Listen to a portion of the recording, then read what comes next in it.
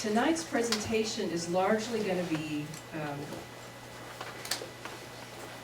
well, I don't know if it's going to be James. I don't know that it's mostly going to be about the fork that you got on the way in, what you're supposed to do with it, but that's, he's been saying something that's just going to be an awesome presentation. Pie later. Pie, something, we'll be doing something with the forks later. But we have been very proud of what James has done on Commissioner's Court. It is a very tough thing to be up there fighting for fiscal responsibility and planning in the face of quite a bit of opposition. And you have shown the strength that we saw in you in the campaign, and we thank you for that.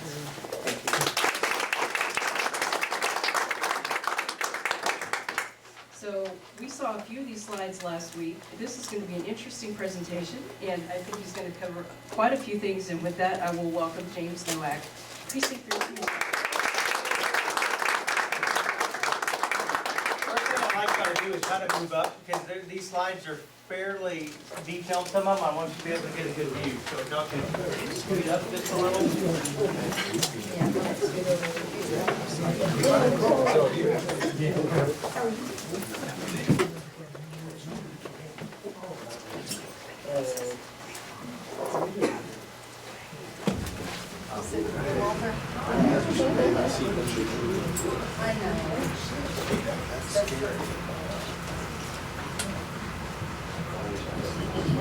All right, well, Julie, thank you for that great introduction, and it's always a pleasure to be here speaking to the PAC. This was the first group that I spoke to when I made the decision to run for commissioner, and there are absolutely no better supporters than those of the Texas Patriots PAC. So thank you very much. 2014, we decided to earmark this year as a commitment to service, and our entire staff, we have a meeting January of each year where we talk about what our goal of the year is. And this year it's just exceeding expectations, committing ourselves to the service of the people, because that's what we're here for. Julie kind of stole my thunder, but happy tax day. And in case you can't read this, it says don't forget to pay your taxes this year so the government can give it to people who don't work as hard as you do. Little humor. Quickly, I found this afternoon online, and it just kind of shows you where a dollar is spent. That 49% of it goes to entitlements, 20% of it to security and other social income security and other benefits, 18% defense, 6% interest, 3% transportation, which is part of our conversation today, 1% education, and 3% all other. But we don't want to think about that. We can make that disappear, and we'll just keep moving on. I do want to introduce my management team. They're here with us today. If Chuck, you'll stand up. This is Charles Cobb. Charles is a traffic operations manager. He's the one who controls North Star and all the signals, and he really does a lot more than that. But if you ever have any issues with the timing and the lights, Chuck's your guy. We have Matt Beasley. Matt Beasley's our project manager. Matt handles really every project that comes through our office, whether it's a pothole or a roadway that we're working on or redesigning an intersection, working with TxDOT, HGAC. He heads all those things up. And both Matt and Charles Cobb came to us from law enforcement. Cobb was with the constable's office and Matt was with the sheriff's office. Then we have Justin Scharnhorst, Chief of Staff, and Justin, he's really the under commissioner, pretty much does it all. Justin. We certainly couldn't serve you without these folks. We're going to play a quick game real quick, so I need you, everybody close your eyes. So just close your eyes just for a second. And I want you to envision a yield sign. Okay, just think about a yield sign. And if you think a yield sign, think of the color of a yield sign. And if you think a yield sign is red and white, I want you to raise a hand. So raise your hand if you think a yield sign is red and white. All right, if you think a yield sign is yellow and black, don't do anything. Keep your hand down, do nothing. So again, raise your hand nice and high, keep it up if you think a yield sign is red and white. I want you to look around the room, open your eyes, look around the room, see how many people have their hands up. This is what a yield sign looks like, friends. I just wanted to show you, sometimes what you think you know, you may not know. And we learn that an awful lot in the commissioner's office. Each and every day we learn something new. But this was a little game they played for us, Walter. They did this at the commissioners' conference this past year in College Station. Over half the commissioners got it wrong. So it is pretty interesting. But those of you that have been driving prior to 1971, it was in 1971 that the MUTCD, the Manual for Uniform Traffic Control Devices, changed these from yellow to red and white. That's right, that's right. And can everybody hear me okay? Is it sound enough? There are 254 counties in the state of Texas, and every county is broken out the same. They have 4 precincts. Each precinct elects their own commissioner, and then the county judge is elected by the county as a whole. And I'm the representative for Montgomery County Precinct 3. These are the boundaries of our precinct. Most of you know those boundaries. What does a commissioner do? This is probably the question that we get asked the most. And sometimes Justin, I, Matt, Todd, we sit around thinking about this too, because there's an awful lot of things that we're asked to do that we really don't, probably shouldn't be doing or don't need to be doing. But the Commissioner's Court, each member of each commissioner rather makes up the governing body of the Commissioner's Court. Some of the most important things that we do are adopt the county tax rate, set the county budget, and maintain all the roads within the precinct. Other things that I do as commissioner, 1, approve budgets, develop policies for the county, enters into agreements with other governmental agencies. I also am the Transportation Policy Director for Montgomery County, sitting on the HGAC Transportation Policy Council. That's a 13-county regional council of governments that's responsible for really prioritizing and funding road projects throughout this 13-county region. Other things that I do, I have started what I termed the Commissioners Advisory Council. This is a monthly meeting at my office where we meet with citizens and just talk about things that are going on, what we're doing, what they would like to see us do, and give them a heads up on projects and other ideas, other things that are coming out of either Commissioner's Court or from our precinct. We have anywhere from 15 to 30 people that attend these meetings every month.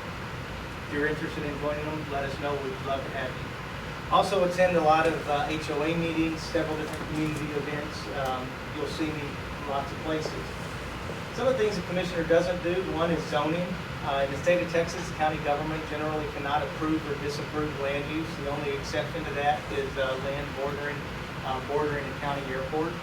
We don't really have any control over if an apartment complex is going to be built, behind your home, or if there's going to be a convenience store put in.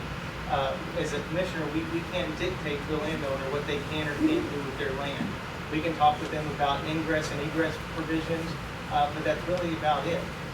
We do not provide any water service in Montgomery County, nor do we maintain any of the state highways. In Precinct 3, the state highways are 242, 2978, and then I-45. All the other roads are maintained by this precinct. The commissioner does not have ordinance-making authority, so we can't do anything about the barking dogs or about excessive noise coming from your neighbor's home. And barking dogs is probably the ordinance that we get asked to enforce the most, and we don't have one on the books. We're not allowed to by state statute. Now, if our state legislatures give that type of authority to counties, then we could adopt an ordinance, and J.D. Lambright would draft the ordinance, his office, and then we would pass it in court, and then it would be enforceable by law. Some of the ordinances that we do have, bow hunting, discharge of firearms, and towing regulations. There's about, J.D., how many ordinances do you think we have? About 30 or so? Probably, it's a relatively small number. They're all on the website, and we'd be happy to talk with you about them at any time, but counties are very limited in the scope of authority they have. If it's not written in the Constitution or legislatures haven't deemed that to us through statute, we cannot assume those types of responsibilities. Just a little example of the difference between county authority and city authority when it comes to development. This first slide shows you city authority. As you can see here, within a city, you have lot setback requirements, maximum coverage requirements for lots. Everything is much more uniform and neat, vegetative buffer requirements, lot setbacks and height restrictions on commercial buildings, buffer requirements. In the county, we can't do any of those things. So when you'll see in the county more or less of a hodgepodge type of development occur, unless it's within like the Woodlands where you have a township or what was an HOA, you have HOA restrictions. But the county, we can't impose those type of restrictions on individual landowners. When you look at unincorporated versus incorporated population amounts in different counties, or what percentage of the population lives in a city versus lives in a county, in Montgomery County, 82% of our population lives in an unincorporated area. The city of Conroe is our largest city in the county, and so the majority of the services that are to be provided by the citizens, law enforcement, courts, all of that comes from the county. And it's important for you to realize that, because when you compare Montgomery County to Fort Bend or Cameron, Harris, some of Williamson's a county that we're compared to an awful lot, only 30% of their population lives in an unincorporated area. So the requirements for the county to provide services is much lower than it is for Montgomery County. In Montgomery County, a lot of people want to know, where do their taxes go? We get a lot of phone calls this time of year, or especially January, people are writing their property taxes. They just think because they make their check out to J.R. Moore that all of that is property taxes and that the county collects it. In Montgomery County, only about 48% of that tax bill goes to the school board, goes to your local school districts. 18% of that goes to special districts, and only 17% goes to the county. So when you write that check, keep in mind a much smaller portion of that is actually coming into the county coffers. And with that 16%, we provide the sheriff's office to jail, 5 constable offices, juvenile justice center, fire marshal's office, district attorney's office, 7 district courts, 5 JP courts, 5 court at laws, Office of Indigent Defense, county attorney's office, both the real property and along with real property and child protective services. And all of these services, libraries, emergency management, tax office, county clerk, district clerk, engineering department, environmental, and the commissioner's precincts. So we do try to do as much as we can with those dollars that we collect, but I certainly will tell you we can do better. Montgomery County revenues by source. About 40% of the, or 41% of all of the revenues that we collect come from property taxes. 27%, 28% comes from forfeitures, fines, and fees. And then about 21% comes from other types of grants. Very small, less than 2%, or actually 1.5%, comes from federal grants. And then you have other taxes and other general revenues. So the majority of our funds come from your property taxes, and then from fines, fees, and other charges for services. Montgomery County's financial position, we have our unassigned fund balance, or our cash on hand, our savings account, so to speak. We have about $35 million. That represents about 19.8% of our general expenditures, and which is good. We are, a county should have somewhere between 15 and 25% on hand, and again, we're at 19.8%. Our bonded debt today sits at $446,595,000, give or take, and that is about 4.7% of the total, or the legal debt limit in Montgomery County. Your debt margin is set based on the proper appraised value of all the property within the county. We have about $36 billion for the 2013 tax year. So if you do the math on that, the county could have as much as $8 billion in debt. We'll never see it get that high, but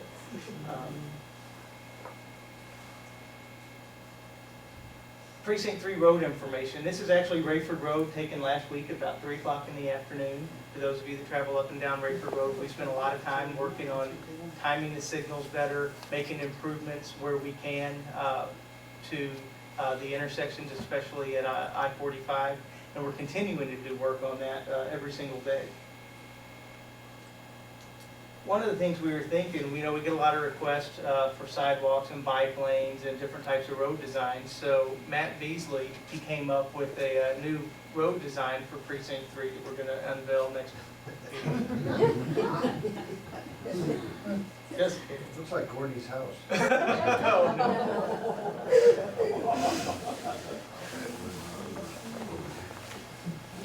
Each of the 4 commissioners, we keep up, we have road logs, so we know exactly where our roads are, how many feet of roadways we have, or miles of road we have. I have 571 miles of road in Precinct 3. Precinct 1 has 469 miles. Theirs is lower primarily because they have a lot of forest land, and then the city of Conroe. Precinct 2 has about 803 miles of roadway, and then Precinct 4 has 843. The 571 miles of roadway that we have, though, they're typically 4-lane roads versus 2-lane roads, and they are concrete roadways versus asphalt. We are responsible for maintaining about 90 traffic signals within our precinct, and the North Star camera system is also run out of our office. And what that does is each of our signals can communicate with each other and communicate back with us, so we know visually if cars are queuing up unnecessarily, and we can go in and override that timing procedure from a computer. We don't have to be in our office or be in downtown Conroe where the North Star office is. Charles Cobb can do it from his laptop. Intersection, accidents at intersections. One of the things that we wanted to do when we took office is try to make our roadways safer. Where could we go in and do small improvements that would make a big difference in traffic flow and safety? So we monitored all of our roadways for accidents, and HGAC was able to provide this information to us. So this data it's cumulative from 2007 to 2013. You'll see our highest Sawdust and I-45 had 134 accidents during that time period. Rayford Road and I-45, 133. Down to Woodlands Parkway at Six Pines had 50 during that time period. Non-intersection accidents.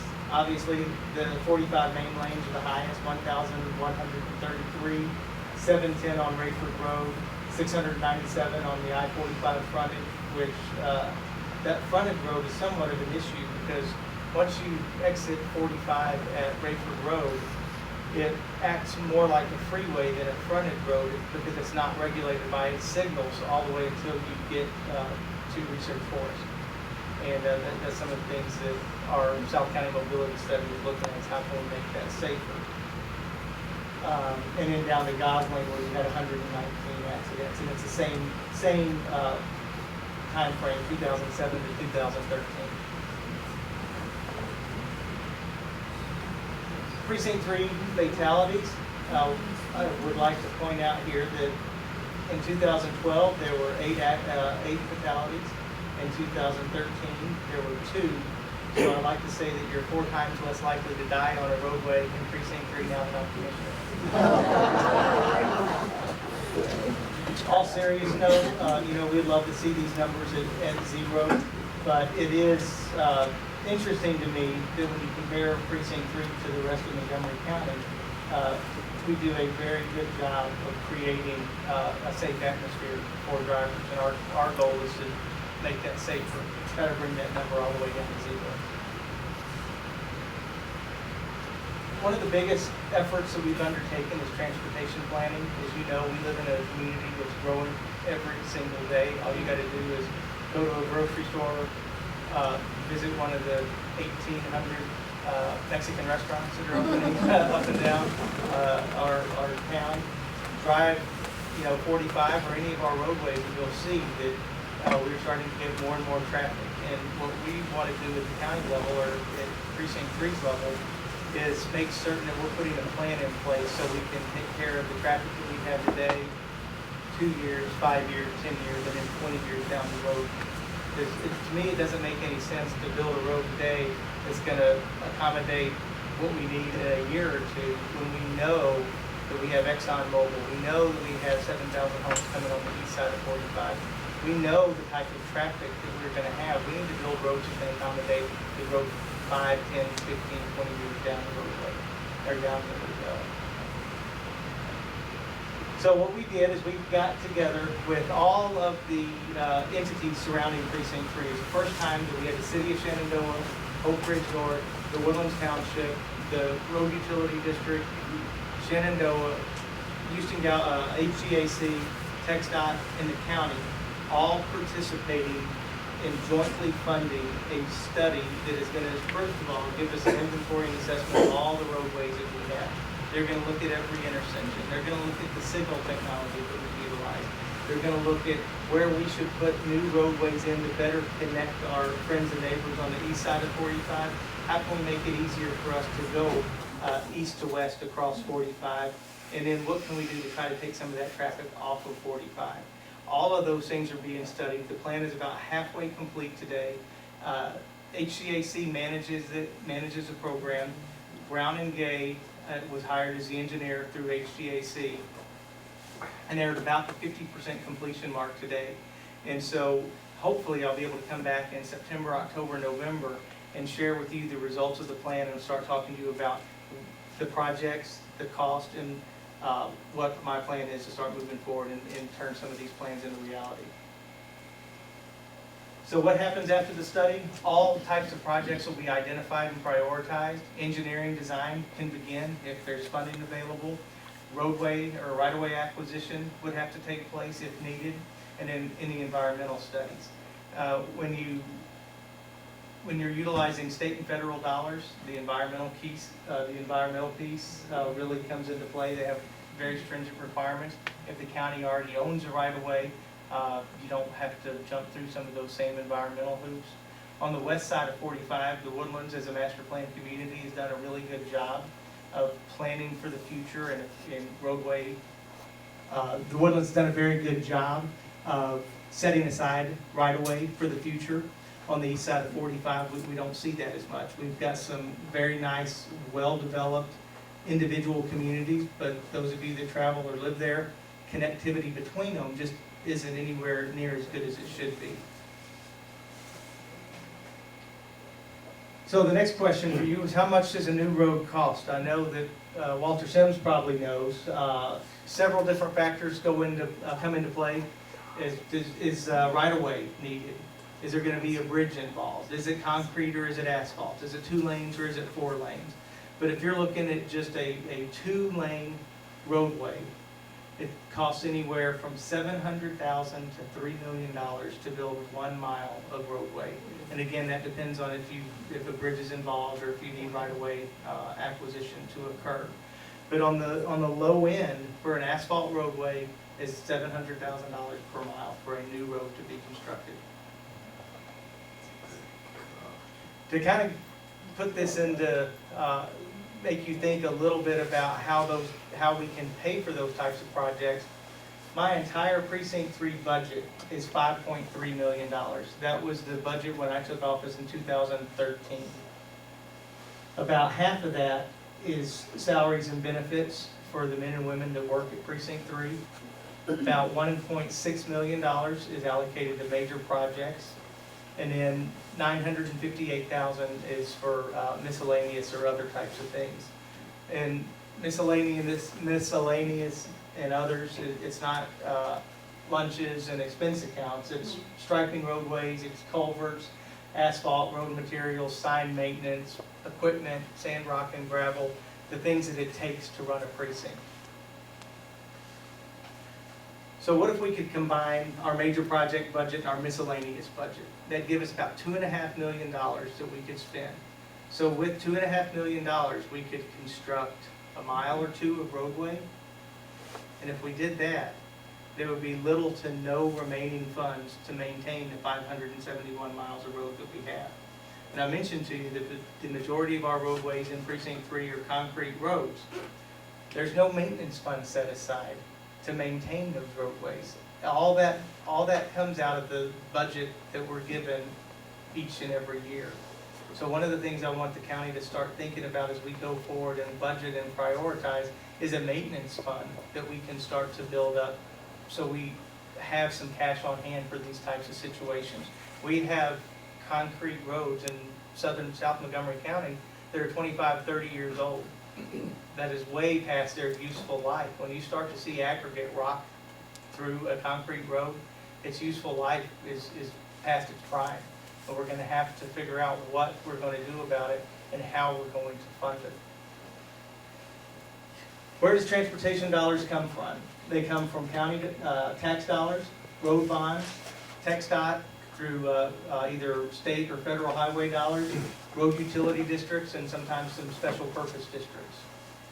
But one of the things that I want to talk to you about today is I want you to think about, is a road bond something that we need to be looking at going forward? At some point in time, we're going to have to try to figure out how are we going to best handle the growth that we have, and how are we going to maintain and build upon the infrastructure that we have. And I still would argue that with a $270 million budget, if we as the county commissioners could come together and identify just 5% that we could cut, that would generate $14 million. It wouldn't equate to a tax cut for the homeowner, because this $14 million, in my opinion, should be set aside for debt service. We should put that into the debt service fund, build that debt service fund balance, so we could build a fund to pay for a future road bond, for example. 14 million would cover somewhere between 150 and 200 million dollars in road bond dollars. Before I would come to you asking for voter approval for a road bond, first we need to have some serious conversations of what you want to see. Is that something that you're interested in? Is there an alternative? Is there a better way or a different way to fund roads? But I think before you can even make that determination, I need to be able to come to you with a prioritized list of projects, explain to you what these projects are, talk with you about the benefit of these projects and the cost associated with them, what type of impact it would have on the tax rate, if any. And then we would have to talk about what is the cost of doing nothing? What are construction costs going to do if we don't act now? What are interest rates going to do if we don't act now? And then we'll have to decide if it's something that you as the voter want to vote on. And everybody in Montgomery County knows, everybody, if the Patriots PAC does not back a road bond, it is not going to pass. And no one is going to put forward a road bond that's going to fail again. So it's going to be our responsibility to try to make the decision on how do we fund roadways and how do we pay for them. And so that's a conversation that we need to start having, and having very seriously as a group. I'll tell you what we've done with the money that we have on hand since we've taken office. We've undertaken the Rayford Road Interstate, the Rayford Road 45 improvement. Sawdust at Grogan's Park by Walmart, we took out that dangerous left turn. Perkadal at Woodlands Parkway, we did the same thing, made a manual turn lane. And it's important to note, both of these intersections right here had had high numbers of accidents at them. And since we made these improvements, we haven't had one reported accident at either one of those two locations, not one.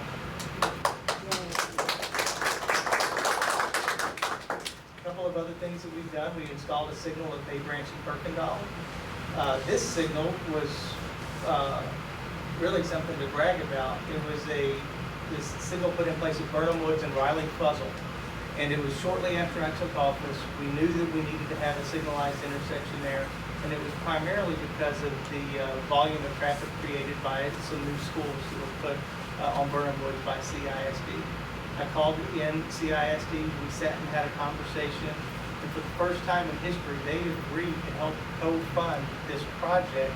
So together, they funded it, we built it, we own it, and we maintain it.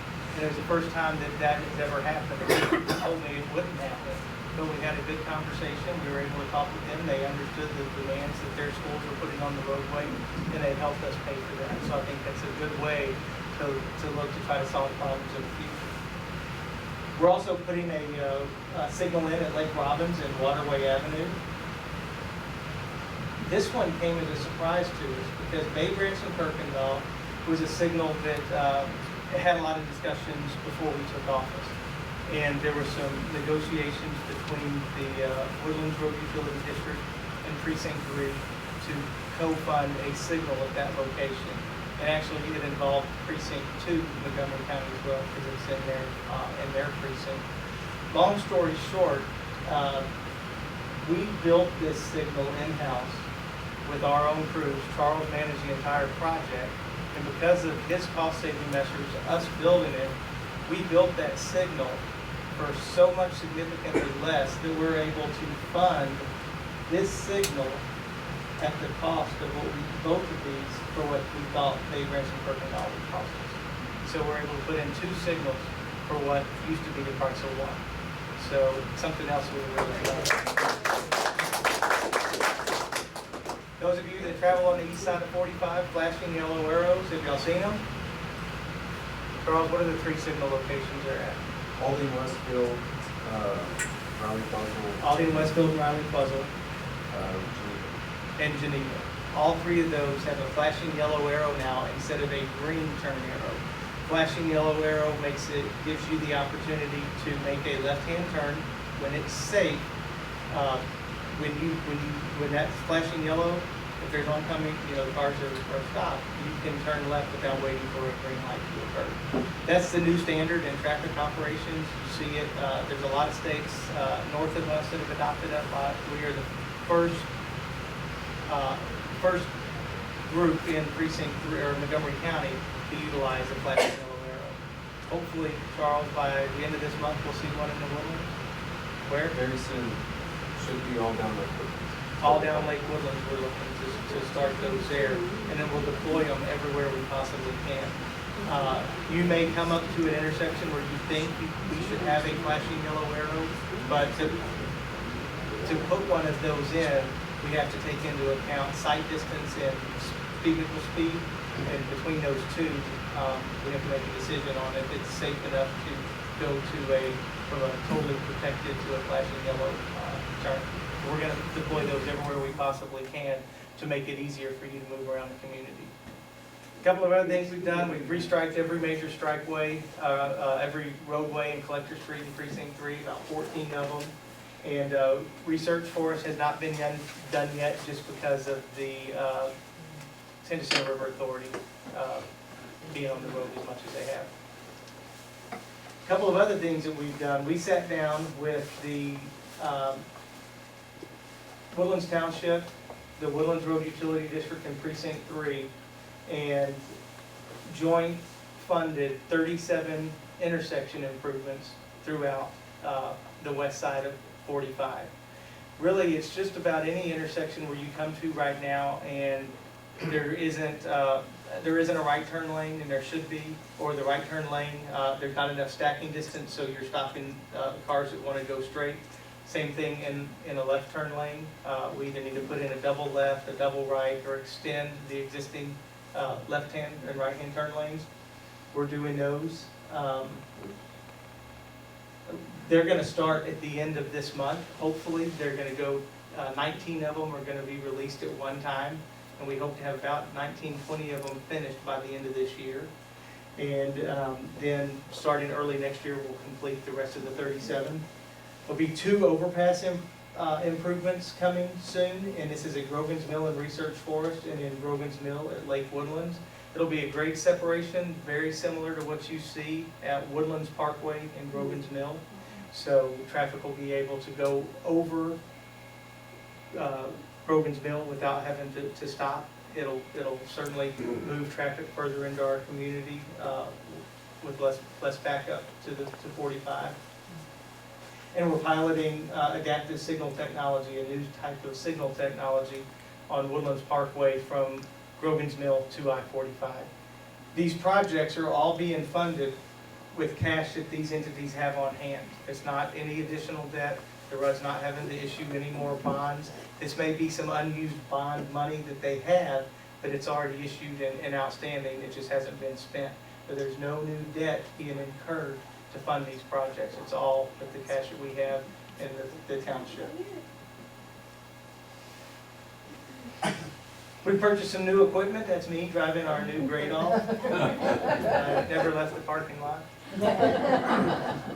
That's good, right, John? We purchased 2 new Great Alls, 6 new work trucks, and new bucket trucks, traffic control devices, uniforms for our men, all with our current operating budget, and all of it was desperately needed.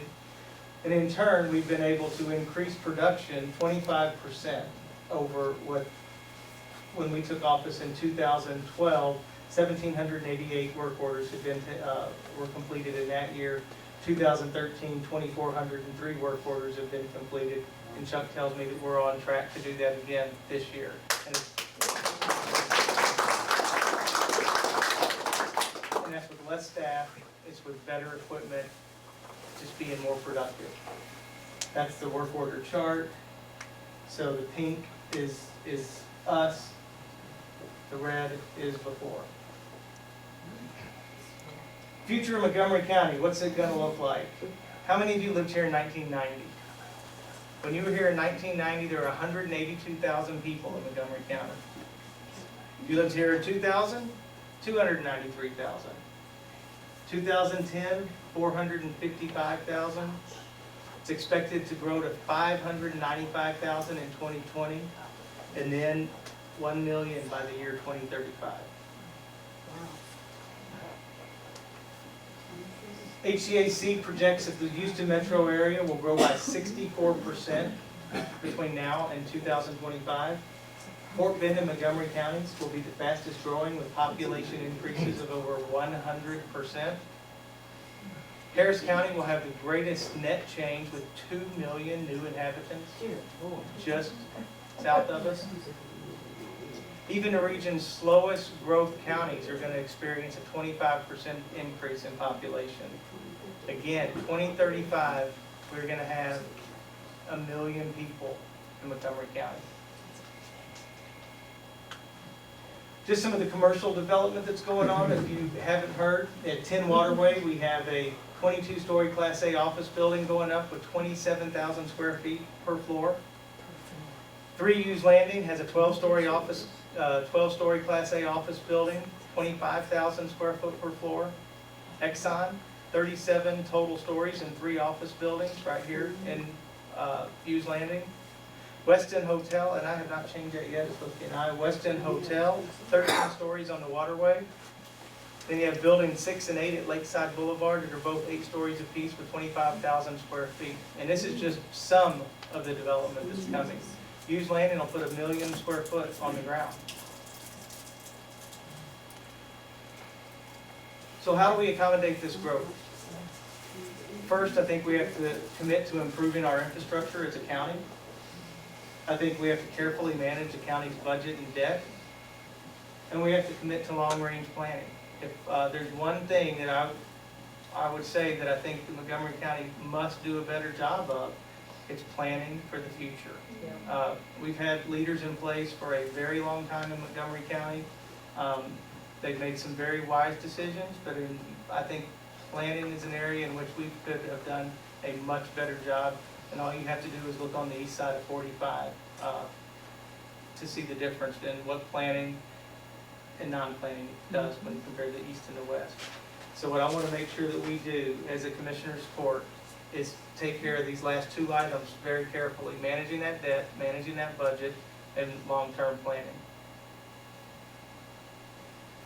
When I ran, I talked with you a lot about things that I wanted to do as Commissioner. And I'm happy to be able to stand up and tell you that I'm proud of the promises that I've kept and the promises that I've made to each of you. I've spearheaded planning efforts, the South County Mobility Plan, Countywide Major Thoroughfare Plan. This plan, and it's funny because some people running for county judge right now, I'll talk about the importance of a major thoroughfare plan. Well, it's been there 12 years. The plan hasn't been updated since 1985. 1985. I think it's high time make planning a priority in Montgomery County. I'm a member of the jail committee. I've increased transparency with the Commissioners Advisory Council, town hall meetings, being highly visible, always open, taking your questions, your comments, your concerns. We are working on a software solution to make it easier for just the public to go on and search for information via check registries, financial reports, or the CAFR. County financials are very different, Billy can tell you, than the corporate world financials. If you don't have a background in it, sometimes it's hard to get the information you need. If you put in a public information request, you might ask for something, you think you're gonna get X and you get Y. I want to make that as easy as possible for you to get this type of information, have it at your fingertips so you can better make decisions on who you vote for or the type of request you have from your elected officials. I've said no when needed. It's not always easy, but a couple of times that I have said no that were pretty important. I said no to county tax dollars for a baseball stadium. That was one of the first meetings that Justin and Matt Beasley were in with me. And who was in the room? Craig Biggio and the owner of the Astros, and they were explaining to me how important it was for us to help finance this. And but they never could produce their financials. They, after 3 meetings, when they told us they were going to show us their information, the third meeting we showed up. They didn't have their financials, and I told them they must not be serious. I got up and I left, and that was pretty much the end of the conversation. So they went to Conway. Camp Straightfield. I didn't think that was right for the county, and I voted no. Raises outside of budget hearings. We were just trying to think of some of the issues that have come up where I've stood up and said no. We've had elected officials try to, give promotions or raises to certain people outside of the budget hearings, and I've pulled those sheets and deny them in court. Other things we've done, I've eliminated the red light cameras. I told you I would, and I did.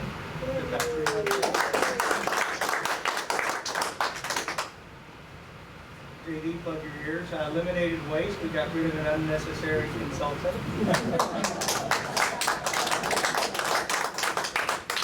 And we did some other good things. We increased pay for our law enforcement. In Montgomery County, our law enforcement officers were paid so low that we were a training ground for all of the other entities around us. And I don't want to be a training ground. If we're going to have a training academy and we're going to recruit them, we need to pay them so they'll stay. And that's exactly what we did this last year. And our retention is going up. We also, and I know it wasn't a decrease, but I think I did the best I could with the commissioner's court that I have. We had the lowest budget increase in dollars and percentage in over a decade.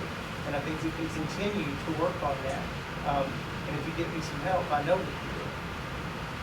I provided funding to establish the Internet Crimes Against Children unit. To me, that's one of the best dollars we've ever spent. We have men and women out there that prey on our children. We weren't protecting them as well as we should as a governmental body. Now we have an entire unit dedicated to that. And in February alone, Brett Ligon told me we had 12 arrests in Montgomery County because of this unit where people are trying to target your children and grandchildren. So I'm very proud of that. We've also reduced operating costs in Precinct 3. Spring Creek Greenway, we partnered with Bayou Land Conservancy, and we're able to reduce our staff and provide better and more services at no additional cost to the county. Recycle Center, we went in and we automated the way that our deliveries were handled. Instead of having to schedule it as needed, we got on a rotation where these goods they'd come and pick them up on a regular basis. We changed some of the vendors that we worked with, and we also were able to reduce staffing. We had a director at that facility who retired, and we didn't have to replace her. We didn't really see the need to have someone sitting in the office at the recycle facility when we could do that work in our office. And so Justin, that's part of his responsibilities, is to handle the paperwork side of it.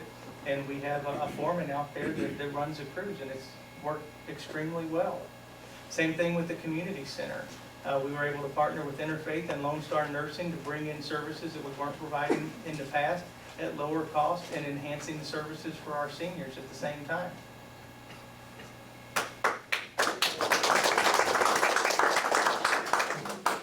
So if you like what I'm doing, send help. Because I need it. As Julie said, it's not always easy. And, you know, I don't work with bad men. I just work with men who view things differently than I do sometimes.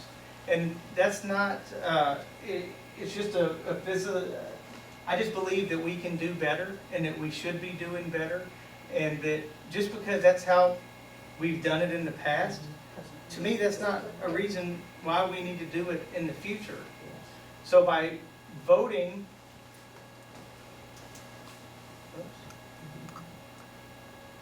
if you would vote Harmon and vote Bosma, you could give me some help.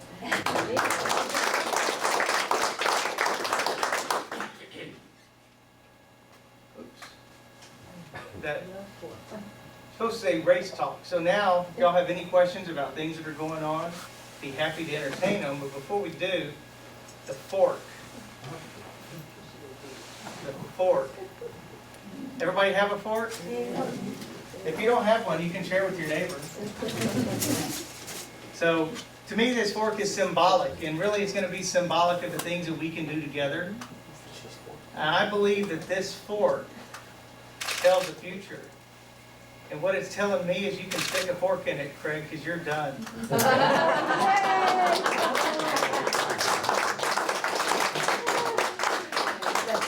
So that was my fork. But I do have some parting words of wisdom before I answer questions. And those of you that pay attention and follow me in the paper, unfortunately, you'll see that I'm not afraid to do this. So don't be afraid to rock the boat once in a while. If someone falls out, then obviously they weren't meant to be in your boat in the first place. So now what I'd like to do is just open it up to questions. Anything that you want to talk about, I'd love to answer it. Bill. Let's come on up in the precinct 2 races, this extension of Williams Parkway, and this goes back, I think it goes back to that 85 major thoroughfare plan, or he said 1980, but it's still 30 years old. Things have changed so much since then. And I'm wondering, where is all of this and where's the money coming from? Well, the Precinct 2 Commissioner has, in the past, with some bond money, COs, things like that, and perhaps some of his own budget, has purchased right-of-way to extend Woodlands Parkway from where it ends today at 2978 all the way to 249. Right-of-way acquisition isn't complete, but I think he's done a fair amount of purchasing right-of-way in hopes of being able to extend that roadway. You know, there's a big difference between Precinct 3 and the rest of the precincts, and it was my predecessor, I think, had the same belief, is we don't build developer roads. I mean, if developers need a roadway in their community or to get to their community, then in Precinct 3, they built them. And I think by and large in Montgomery County, that's been the standard. But every once in a while, I think there's this desire by commissioners to spur the growth or help promote the growth. And I don't think you elected me to pick the winners and losers. You elected me to help manage the budget and take care of what we have. And so that 249, or the extension of Woodlands Parkway to 249, if it's going to come, it'll come when developers buy the land and they see fit to make it happen. I don't think it's in the best interest of our community. And I'm always looking for ways to provide better connectivity and improve mobility. But that was on the books years ago. I've talked to the development company about that, and at one time, the development company owned land around that 249 area and north of 249. All that was sold off by George Mitchell long before he even sold the Woodlands. And I was told that the major thoroughfare plan just wasn't updated. You know, at one point it was of critical interest to the developer, but once they disposed of that land, they weren't really in a hurry to put a road over there. And so today, some people, I think, just have it in their mind that roadway is needed, or that it could help increase, development in the area, and our tax base is gonna increase, but our tax base is increasing every single time that appraisals go out. Have you seen yours online? The toll road increasing too. Mm-hmm. What I've heard is that the road through to 249 from Woodlands Parkway would contribute to revenues on that toll road. That's exactly correct. I think that's part of the desire, is that that would help with the TNR study, the toll and revenue study for the parkway, the toll road coming out of Harris County. And that's a whole nother issue that I think we have to deal with as voters, because the numbers that I have seen by our investment advisor and those who have worked on the study, the toll and revenue study, they've indicated as much as $120 million in revenue bonds would be needed for Montgomery County to complete their portion of that tollway. Is this just the one, 249? This is just a 249. And the other two? This is just to get you from Harris County 249 to 1774, I think it is. Yeah. And then TxDOT will pick it up from there. And I can assure you that if we are going to spend $120 million in Montgomery County on roads, we could find projects that would benefit a greater majority of people than are going to benefit from that project. And Harris County, they certainly want to see this go through, and I understand why. They're trying to move people, get them out of the county and move them on down the road. And it's a novel idea. I went to A&M. It would be nice to have an expressway all the way there, but just like anything else, something tells me when it's time, it'll be built. And I just don't believe that we need to force the issue by pushing through and JD and I talked, I don't even think we can ask for voter approval on a revenue bond. That, we can't even, I can't even suggest that we should do it that way. There's no way for me to say, well, let's let the voters have a say. Can you have the voters have a say and then swap for revenue? I guess they could if they wanted to do a GO bond first and ask for that and then grade it out. Possibly, I'd have to ask. Say, because I've talked with some of the commissioners, and debt is debt, and there's a lot of toll roads that haven't met their numbers across the country. There's some that do real well. I think we as a community also need to decide. We have Montgomery County Toll Road Authority is alive and well. We've got the 242 flyovers coming soon, and they're going to be tolled. What do we do with that, with those revenues? Once the bonds are paid off, does the toll go away? Are they there perpetually to fund other projects? There's a couple of different ways in which toll roads can work, and I think we need to have some policy making decisions on what we believe is best for the Montgomery County Toll Road Authority as well.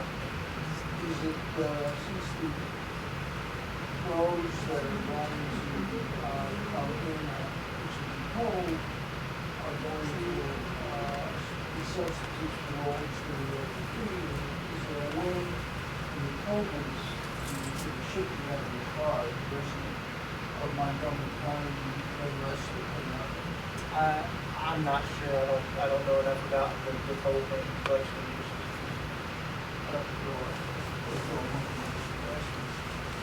Yes, well.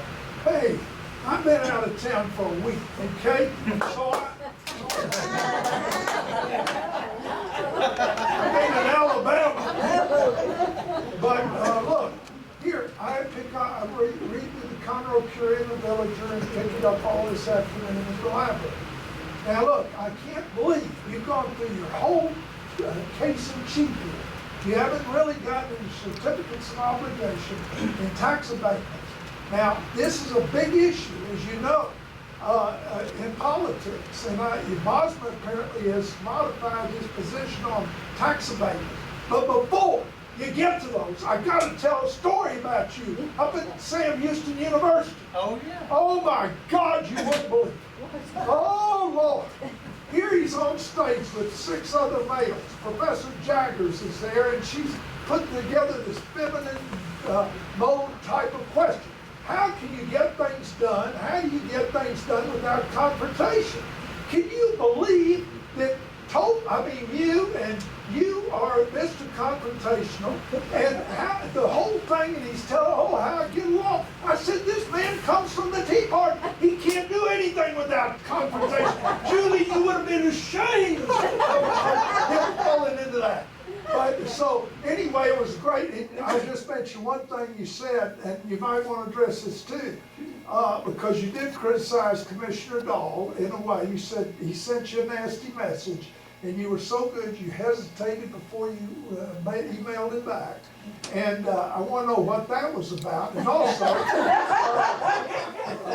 did it involve sex at all or not? No. But and also the interesting comment by Judge Sadler during that session, he said, no, Judge Sadler said, you're the best friend he has in the Commissioner's Court. Now, how do you answer that? I mean, I don't know. So I'm throwing a lot to you, but they're all good points. So would you take them? We'll start certificates of obligation. In the past, especially around 2007, 2008, Montgomery County accelerated their use of certificates of obligation to the tune of roughly 126 million, give or take, I think, that have been issued without voter approval. In some cases, I think that you can argue that certain things needed to occur and funding with the CO may have been appropriate. Other instances, I don't know enough about, but I would presume that sometimes some people have an interest in taking on projects that may not need to be taken on, and issuing the COs and moving on was the way it was done for some period of time. And with the Joe Corley facility, or mental health facility, mental health. Well, I'm really more interested in the political thing where Dahl and O'Sullivan wrote a big deal about he got into it in a letter. Discuss the political aspect of this. How does it fit in? How does this fit in with your support for Bosman and against Dahl and all this stuff? And the tax abatements too. Well, I think that overall in Montgomery County, we have a tax abatement policy that does work, and it has worked. We have brought in companies that have increased our tax base. When a tax abatement is approved in Commissioner's Court, every one of them that I have seen, immediately the taxable value of that land goes up, and the owner of that property pays more than they were paying before the abatement. I have had conversations with a couple of the entities that were looking at where should they put their company, and I can tell you that we had very serious conversations about their building being here or in Montgomery or Harris County, Fort Bend, or elsewhere. I think as long as they're used judiciously and that we are attracting employers and building our tax base and bringing in jobs and we manage them, I think it's an appropriate tool when it's used, as long as it's not overused.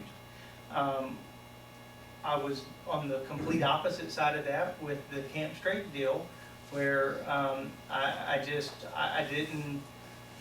the project as a whole seemed rushed. Some of the numbers didn't make sense to me, couldn't get the answers that I needed, and I didn't believe that the developer needed $20 million from Montgomery County for their project.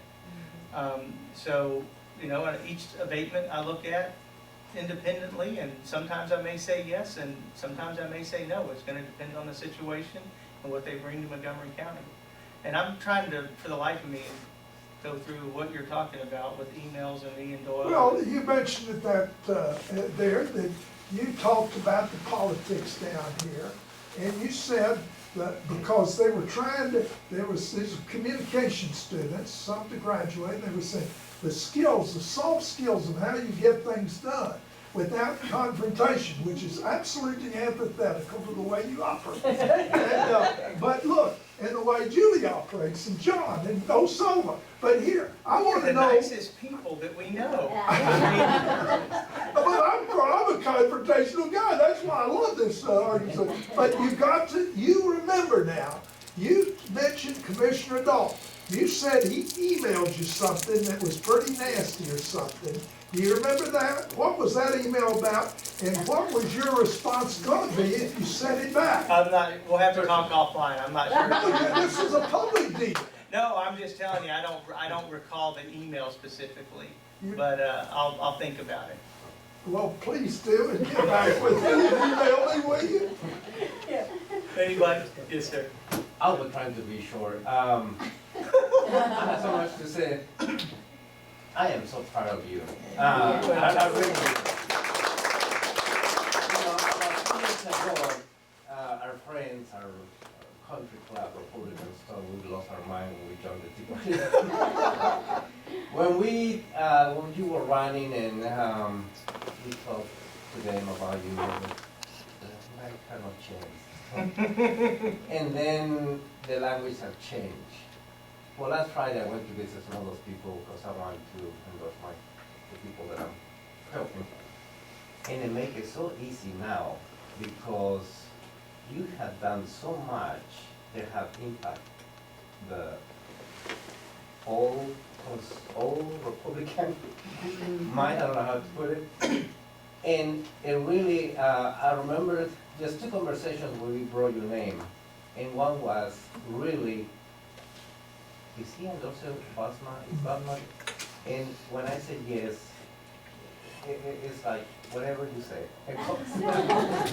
But I mean, I really thank you for that because it makes my job easier. And it really, people have a great respect for the Tea Party. And it's people like you that has done the job. I am so proud of these people because they have to play with a lot. But believe it or not, yes, people think that we're so racist, whatever. But at the end, they really respect what the Tea Party stands for. And now, before it was, I remember that conversation with this older man who said, well, he's very young, he doesn't know what he's getting into, blah, blah. I might not.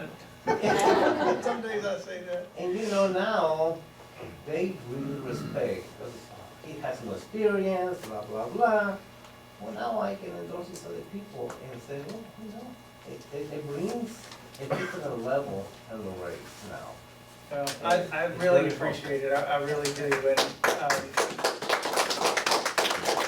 one of the things, you know, when I took office that I have tried to do is we treat everybody the same in our office. We give everybody an opportunity to work with us. We try to work with everyone. We left all the politics at the door when we started, and we really, you know, we want to work with everyone, but we follow the rules, you know. We don't grant variances. We don't, you know, give developers special breaks. We don't, you know, cut corners or do things, you know, to make it easy on anybody. We just apply the rules fairly across the board, and I think people respect that, and I think they like the fact they know how they're going to be treated. They know that I'm going to treat them the same way I'm going to treat the next guy that comes in, and if they both ask for something that we can't do, they're both going to get a no. It doesn't matter if one was a contributor or one supported my opponent and one supported me. And, you know, one of my biggest supporters was asking about some signage that they wanted to put up for today.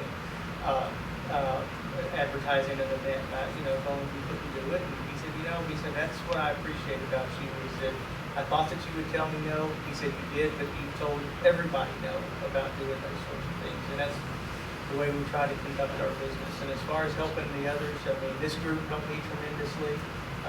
Me and Steve, Ryan Gable, JD, I mean, I think we all went out there and tried to blaze the path. And I think we were all successful because of each other, and I mean it. If we stick together, we can make the changes on court that you want to see happen. We can have a more conservative court. We can grow and do it in a responsible way. You know, there's going to be times when we need to spend money, but there's times when we can save money, and I think we can make those types of decisions if we have, like-minded, business-minded people that understand that when you run a budget our size, you cannot tell me you can't cut 5%. I don't believe it. I just don't. And it doesn't have to come out of law enforcement. We're not going to have, muggings on the streets because of it. There's a responsible way of going about doing it. It just takes time, energy, and new ideas. And I believe that's what Mark Bosma and Rob Harmon will bring to the table. And, Jim Clark, Bob, whoever wins that particular race, and I've just stayed out of that race completely. No offense to Jim at all. I think Jim's a great guy, and would be honored to have him sitting up there. It's just, believe it or not, I'm trying not to make everybody mad. Yes. You, Jake. Oh, me, I'm sorry. Now that you've been on the court for 15 months, and of course, we've had the pleasure of advising the court, we're obviously going to get at least 2 new members on the court. Two or three things, I got 2 questions. There are 2 or 3 things that stand out of how you would like to see the court maybe function differently and interact together compared to what they do now. And then secondly, any thoughts or comments about moving the public comment section instead of almost the last thing on the agenda after all of the votes are taken, move it higher up on the agenda? I have had that conversation with one of the judge candidates about moving public comments up to the beginning. I think it would make a lot more sense for the public to be able to address us before we vote on certain issues. Anytime, if you are in court and you want to speak to a certain agenda item, you can request to speak prior to the vote on that. A lot of people don't realize that, but you can make that request. And a couple of times I know when I've been asked, I've moved people up, and I've seen the judge do it before. And then as far as, I think that you as a voter, as a taxpayer, have a right to know how and why all the decisions are made. When I'm there, it doesn't matter to me if we're there for 1 hour or if I spend all day. I'm paid to be there, it's my job. So to me, I would like to sometimes slow things down, have some conversations about why we're doing this. Some examples that come to mind are the growth of the airport, I've asked in court, well, how much are we going to spend on this airport? When is enough is enough? I mean, I understand that we have this asset now, and I understand that there's some economic development, opportunities because of it. But I also don't want to have to spend millions and millions of dollars on this airport continuously. We've got a great director out there, Scott. I think he runs the airport really well. But, I kind of want a better idea of what the long-term plan for the airport is. Now they are moving forward with updating their airport plan for the first time in a long time. And in the past, I think maybe they all knew each other so well and they kind of knew what they wanted, and maybe they assumed the public knew. I know the public doesn't know because I don't know. And so, if anything changes, I hope it's that we have more open conversation up there about what we're doing, why we're doing it. And the other thing, and I've asked for this to occur again, I doubt it will, but I'd like during the budget hearings, before the budget hearings start, to have budget workshops where the public is there, where we bring in the department heads and we talk with them about their needs and what they want and why they want it, and visit their departments. Right now, we don't have anybody really that does that. I think at $250,000 was the cutoff where the budget office moves out of the judge's office and somewhere else. For a very short amount of time, as I understand it, we had a budget officer. Her job was to go in and interview and talk with people, and from what I understand, the suggestions that she made were so radical that she has kind of run out of town. I'm okay with that. That's what I when we talk with HCAC about planning, our roadways for the future, they throw some stuff out there that, will never happen, but you've got to have those types of conversations. I mean, you've got to put everything on the table. Each and every time we go through the budget, there should be very few sacred cows. I mean, we know that law enforcement, we have to be able to provide those things. I will tell you one thing about the budget that really is shocking, and hopefully I'll be able to come with a number. but so much of our budget is mandated through statute. There's all of these courts and specialty courts, drug courts, DUI courts, DWI courts, juvenile, I mean, and these cost the taxpayers a significant amount of money. And Steve and I have talked about it, and Brandon and Gordy, and all of our legislatures, we've talked about these mandates that were pushed down from the state. Another prime example, you know, TxDOT doesn't have money for roads, so what do they want to do? They want to give the county the state roadways. Well, most of them are in dire need of repair. I mean, they're just dumping, you know, a wasting asset on us. I don't think you'd take that as a CEO or CFO, would you, Billy? You don't want that. And so, you know, these unfunded mandates have to stop, and school districts are, you know, flooded with them too. You know, these schools, with the amount of people that are moving into Montgomery County, I don't know how they're gonna have to build schools at some point because their classroom sizes are limited, and, you know, everything is so dictated down to us. And as I told the county, we have so little control over what we actually do. If it's not written in the Constitution or by statute, we can't touch it. And so it makes our job a little bit more difficult. It's much more of a balancing act, but I certainly think we can do better. Yes, Diane? The public comment section used to be at the beginning of the agenda You know why it changed? because there were some controversial issues where a lot of the public would come and want to make comments and it would go on and on and on. So the thought was that if it was put at the end of the agenda and they put it right before HR so people couldn't say it was at the end of the agenda, that people would go home. Why is HR last? I guess because of what happens in executive session, in case there's some personnel issues discussed. Never knew that. John? Stick with me, I think. James, Gordy Bunch did a study on the amount of police help that the county provides to Woodlands related to, in relation to the population of the Woodlands. And you can do that study in a number of different ways, but it turns out that the sheriff is providing 6 officers of the 78 or whatever, 86, I guess it is, that patrol, that are assigned to the Woodlands. And on a proportionate basis, if you look at what he's providing to other, number of officers being provided, I'm talking about just patrol officers being provided to the rest of the county, we actually should be getting about 30 more. So we're overpaying by about $1 million a year, as I can tell, on the basis of that study. What can you do as a commissioner? Your Woodlands are, most of the Woodlands are in your precinct. What can you do as the commissioner to get into that issue and resolve it?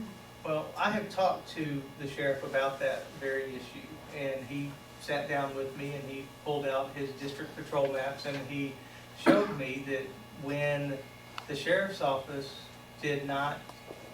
was not providing contract services to the Woodlands, District 6 did not exist, right, Matt?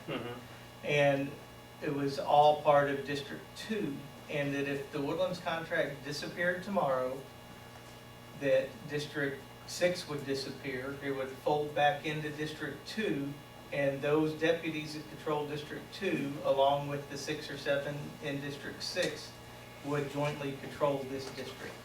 That as far as the sheriff is concerned, that when he breaks out his patrol districts, that they are covered based on how he feels they should be covered.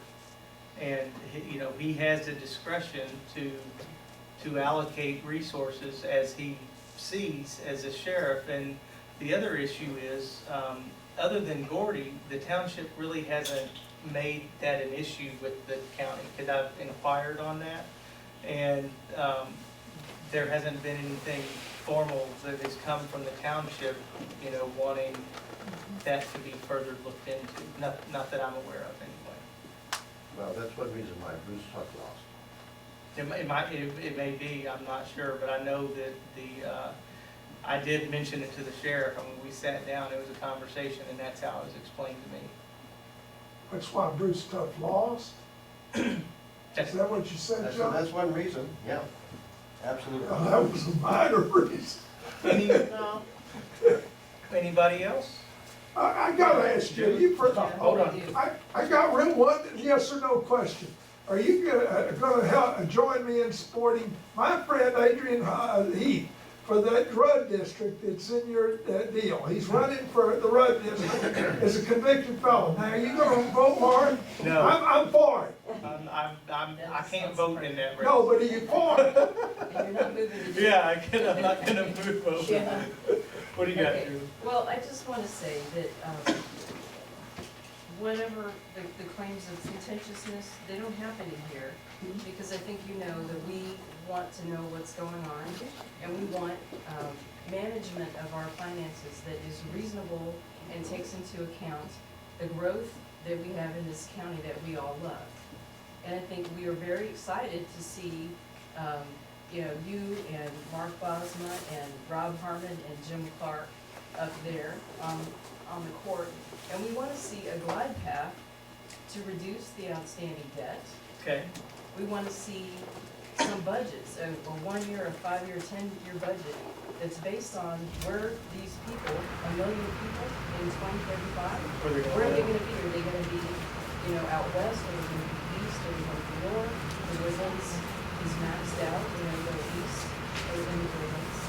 A sinking fund for outstanding debt, when that debt is called, and pay that off over the next list. Limits on the use of COs, so that it's not something that drop the hat that you can do, but use it for an emergency use. Or have a vote, it was over 10 million or something. I mean, Just some limits on it. some sort of. Yeah, we can do that. And then, some kind of mechanism to maintain our roads. Yeah, This is just practical stuff, and it's been missing for 2 years. And we applaud your efforts, and we look forward to you working with these other new folks to get this thing going. I will tell you that I've had a series of conversations, to tell all of you, with our investment advisor for the county. And we've gone through all of the bonded debt that we have. And even if we had cash on hand, that debt, if we were to repay it prematurely, it's a defeasance cost. It's not, we would be penalized so heavy for paying it off that it doesn't make sense. And I'll bring to you the path. All the bonds primarily are 20 years. This is where they did them. The court just authorized refunding of a previous bond issue to save about $1.2 million.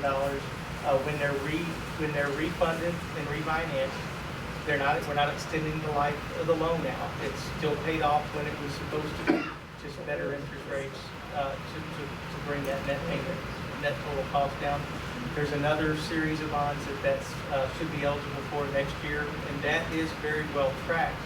But even if we had the way that those bonds have been issued, and we talked a little bit about that, how counties issue debt, but